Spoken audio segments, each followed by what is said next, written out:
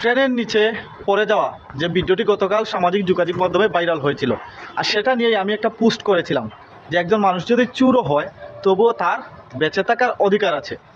সেখানে অনেকেই কমেন্ট করছেন, কিন্তু এবার থলের বিড়াল বেরিয়ে আসলো। সে আসলে মোবাইল চুর নয়, তাকে পরিকল্পিত হত্যা করার জন্যই এই ঘটনা ঘটানো হয়েছিল। আমার আগেই সন্দেহ হয়েছিল, যদি একজন চোর মোবাইল চুরি করে থাকে তাহলে তাকে কিন্তু এইভাবে কেউ ফেলে দিবে না, ট্রেনের ভিতরেই সবাই মিলে গণধুলাই দিবে। এটাই স্বাভাবিক। চোর ধরা পড়লে কিন্তু সবাই মিলে আগে গণধুলাই দেয়। এইভাবে কঠিন বা এইভাবে মারাত্মকভাবে মেরে ফেলার চেষ্টা কেউই করে না, সে যত বড়ই চুরি করুক না কেন। এবার কিন্তু সেই তলের বিড়াল বেরিয়ে এসেছে। যেই লোকটি ট্রেনের নিচে পড়ে কাটা পড়েছে আমরা দেখেছি, সেই লোকটি কিন্তু মারা যায়নি, তিনি এখনও জীবিত আছেন এবং চিকিৎসাধীন অবস্থায় আছেন। বগুড়ার নসরতপুর, আদমদিঘি উপজেলার নসরতপুর রেল স্টেশনে এই ঘটনাটি ঘটেছে এবং এই ঘটনাটি ঘটেছে তারই বিপক্ষ, অর্থাৎ সে তার পেশা আগে ছিল অটো চালক, বর্তমানে সে বিচার দালালি বা বিচার ব্যবসা করে। এখন পর্যন্ত 4 জন মানুষকে সে সৌদি আরব পাঠিয়েছে, যেখানে 3 জন ভালো আছেন এবং একজন সে এখনও তার বৈধ কাগজপত্র পায়নি। তার নাম হচ্ছে সজীব হোসেন। আদমদিঘি উপজেলার তালশান গ্রামের হেলাল উদ্দিনের ছেলে হচ্ছে হেলাল হোসেনের ছেলে হচ্ছে সজীব হোসেন। সম্পূর্ণ ঘটনাটি আজকে আরটিভি নিউজ করেছে। আরটিভির কাছে মতিউর রহমানের ছেলে আহসান হাবিব তিনি এই অভিযোগগুলো করেছেন যে তার বাবাকে ছিনতাইকারী বা মোবাইল চোর সাজিয়ে ট্রেন থেকে ধাক্কা দিয়ে ফেলে হত্যা করার চেষ্টা হচ্ছিল, এমনকি তার বাবার সাথে টাকা 50,000 টাকাও ছিনিয়ে নেওয়া হয়েছে। আরটিভি সম্পূর্ণ নিউজটি করেছে। যদি আমার কথা কারো বিশ্বাস না হয় তাহলে আরটিভির অনলাইন পোর্টালে গিয়ে আপনারা সম্পূর্ণ নিউজটি পড়ে আসতে পারেন।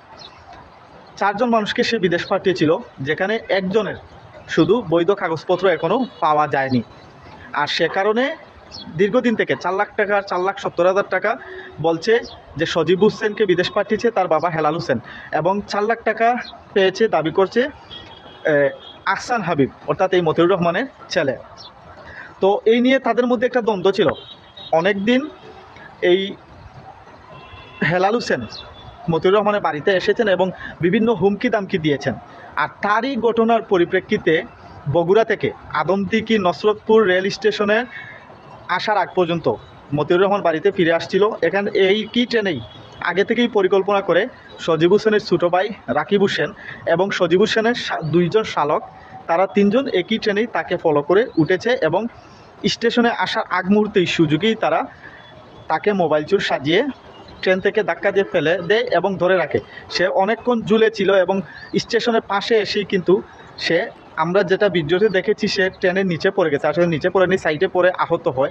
এরপরও উৎসুক জনতা তাকে চোর ভেবে মারধর করতে থাকেন। পরে তাকে তার পরিবার এখান থেকে উদ্ধার করে আদমদিঘি উপজেলা স্বাস্থ্য কমপ্লেক্সে ভর্তি করে এখানে তিনি চিকিৎসাধীন রয়েছেন এবং এ বিষয়ে থানায় তারা অভিযোগ জানিয়েছে।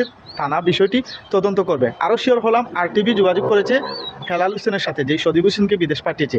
সেখানে তিনি কিন্তু হেলাল হোসেন স্বীকার করেছেন যে আমরা শুনেছি সজীবের শালারা এই ঘটনা ঘটিয়েছে, তবে আমার ছেলে রাকিব এই ঘটনার সাথে জড়িত নয়। তার মানে স্পষ্ট প্রমাণিত যে এটা পরিকল্পিত হত্যা করার জন্য এই কাজটি করা হয়েছে। কিন্তু যারা কোনো কিছু না বুঝেই ফেসবুকে কোনো কিছু আসলে, একটা হাইপ আসলেই, কেউ একটা কিছু লিখে দিলেই অনেকেই সেটা নেগেটিভ কমেন্ট করেন বা পজিটিভ করেন, আসল সত্যটা জানার চেষ্টা করেন না। তাই অবশ্যই অনুরোধ করব, কমেন্ট করার আগে সম্পূর্ণ বিষয়টা সত্য নাকি মিথ্যা সেটা যাচাই করেই কমেন্ট করবেন।